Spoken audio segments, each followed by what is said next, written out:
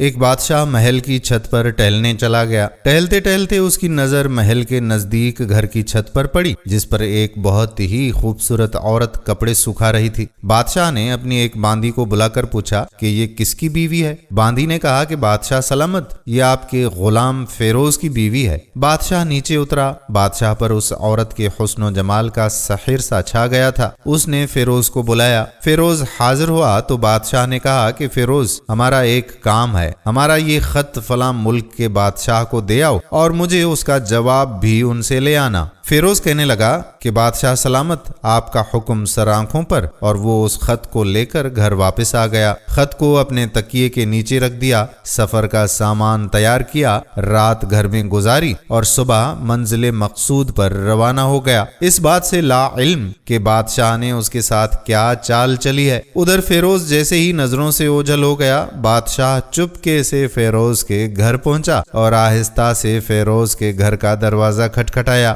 فیروز کی بیوی نے پوچھا کہ کون ہے؟ بادشاہ نے کہا کہ میں بادشاہ، تمہارے شوہر کا مالک۔ تو اس نے دروازہ کھولا، بادشاہ اندر آ کر بیٹھ گیا۔ فیروز کی بیوی نے حیران ہو کر کہا کہ آج بادشاہ سلامت یہاں ہمارے غریب خانے میں؟ بادشاہ نے کہا کہ میں یہاں مہمان بن کر آیا ہوں۔ فیروز کی بیوی بادشاہ کا مطلب سمجھ کر کہنے لگی کہ میں اللہ کی پناہ چاہتی ہوں آپ کے اس طرح آنے سے، جس میں مجھے کوئی خیر نظر نہیں آ رہا۔ بادشاہ نے غصے میں کہا کہ اے لڑکی، کیا کہہ رہی ہو تم؟ شاید تم نے مجھے پہچانا نہیں، میں بادشاہ ہوں، تمہارے شوہر کا مالک۔ فیروز کی بیوی نے کہا کہ بادشاہ سلامت، میں جانتی ہوں کہ آپ ہی بادشاہ ہیں، لیکن بزرگ کہہ گئے ہیں کہ اگر مچھر گر جائے کھانے میں تو میں ہاتھ اٹھا دیتا ہوں، اگرچہ میرا دل کرتا ہے کھانے کو۔ میں تمہارے پانی میں کوئی پھول نہیں چھوڑوں گا۔ لوگوں کا بکثرت یہاں آنے جانے کی وجہ سے شیر کو اگرچہ جتنی بھی تیز بھوک لگی ہو، لیکن وہ مردار تو نہیں کھانا شروع کر دیتا، اور کہا کہ بادشاہ سلامت، تم اس کٹورے میں پانی پینے آ گئے ہو جس میں تمہارے کتے نے پانی پیا ہے۔ بادشاہ اس عورت کی باتوں سے بڑا شرمسار ہوا اور اس کو چھوڑ کر واپس چلا گیا، لیکن اپنے چپل وہاں پر بھول گیا۔ یہ سب تو بادشاہ کی طرف سے ہوا۔ اب فیروز کو آدھے راستے میں یاد آیا کہ جو خط بادشاہ نے اسے دیا تھا وہ تو گھر پر ہی چھوڑ آیا ہے۔ اس نے گھوڑے کو تیزی سے واپس موڑا اور اپنے گھر کی طرف لپکا۔ فیروز اپنے گھر پہنچا تو تکیے کے نیچے سے خط نکالتے وقت اس کی نظر پلنگ کے نیچے پڑی، جہاں پر بادشاہ کے چپل پڑے تھے، جو وہ جلدی میں بھول گیا تھا۔ فیروز کا سر چکرا رہا تھا اور وہ سمجھ گیا کہ بادشاہ نے اس کو سفر پر صرف اس لیے بھیجا تاکہ وہ اپنا مطلب پورا کر سکے۔ فیروز کسی کو کچھ بتائے بغیر چپ چاپ گھر سے نکلا۔ خط لے کر وہ چل پڑا اور کام ختم کرنے کے بعد بادشاہ کے پاس واپس آیا تو بادشاہ نے انعام کے طور پر اسے 100 دینار دے دیے۔ فیروز دینار لے کر بازار گیا اور عورت کے استعمال کے قیمتی کپڑے اور کچھ تحائف بھی خریدے۔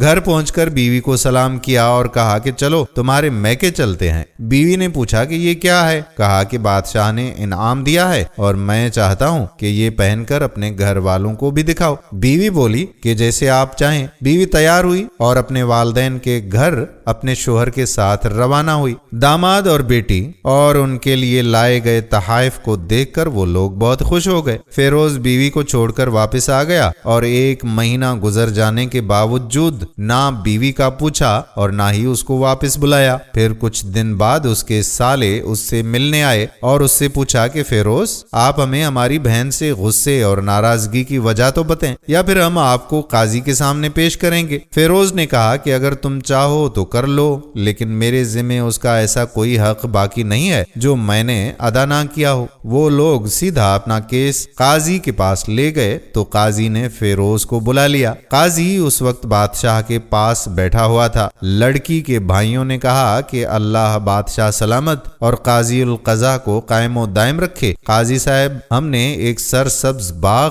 درخت پھلوں سے بھرے ہوئے اور ساتھ میں میٹھے پانی کا کنواں اس شخص کے حوالے میں دیا تھا تھا تو اس شخص نے ہمارا باغ اجاڑ دیا، سارے پھل کھا لیے، درخت کاٹ لیے اور کنویں کو خراب کر کے بند کر دیا۔ قاضی فیروز کی طرف متوجہ ہو کر پوچھتا ہے، ہاں تو لڑکے تم کیا کہتے ہو اس بارے میں؟ فیروز نے کہا کہ قاضی صاحب، جو باغ مجھے دیا گیا تھا وہ اس سے بہتر حالت میں نے انہیں واپس کیا ہے۔ قاضی نے پوچھا کہ کیا اس نے باغ تمہارے حوالے ویسی ہی حالت میں واپس کیا ہے جیسے پہلے تھا؟ انہوں نے کہا کہ ہاں ویسی ہی حالت میں واپس کیا ہے، لیکن ہم اس سے باغ واپس کرنے کی وجہ پوچھنا چاہتے ہیں۔ قاضی نے کہا کہ ہاں فیروز، تم کیا کہنا چاہتے ہو اس بارے میں؟ فیروز نے کہا کہ قاضی صاحب، میں نے وہ باغ کسی بغض یا کسی بھی نفرت کی وجہ سے نہیں چھوڑا، بلکہ اس لیے چھوڑا کہ ایک دن میں باغ میں آیا تو اس میں نے شیر کے پنجوں کے نشان دیکھے تو مجھے خوف ہوا کہ شیر مجھے کھا جائے گا، اس لیے شیر کے اکرام کی وجہ سے میں نے باغ میں جانا بند کر دیا۔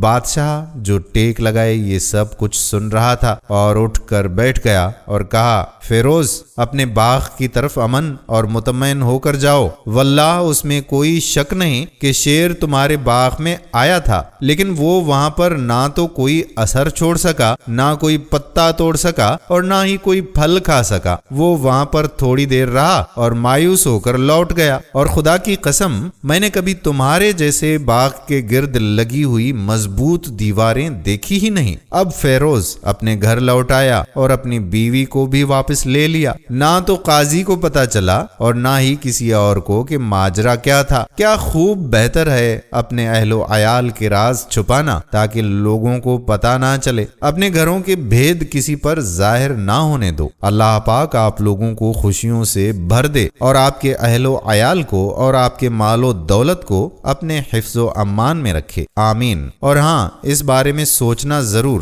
ویڈیو پسند آئی ہو تو ویڈیو کو شیئر بھی کیجیے گا۔